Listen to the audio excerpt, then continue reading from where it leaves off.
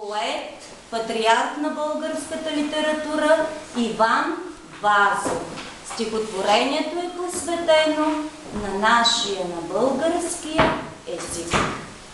Българският език, Иван Вазов, език свещен на моите деди, език на мъки, стонове вековни, език на тая, дето ни роди, за радост не, за ядове отровни. Език прекрасен, кой те не руга и кой те пощади от хулигатки. Слушал ли се е някой досега в мелодията на твоите звуци сладки? Разбра ли някой колко хубост, мощ се крие в речта ти гъвкава, звънлива, от руйни тонове какъв разкош, какъв размах и изразитост жива? Не, ти падна под общия позор, ухулен, опетнен с думи кални, и чуждите и нашите в хор отрекоха те, о език страдални.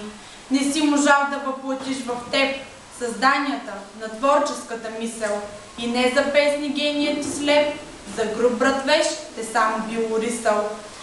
Тъй слушам се откак съм на света, сето и ругателство, ужасно, модно, се тоя отзив ниска клевета, що среча всичко мило нам и родно.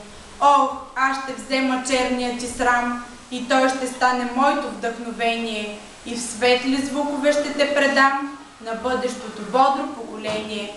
Ох, аз ще те обриша от кълта и в твоя чисти бляск ще те покажа и с удара на твоята красота аз хулниците твои ще накажа.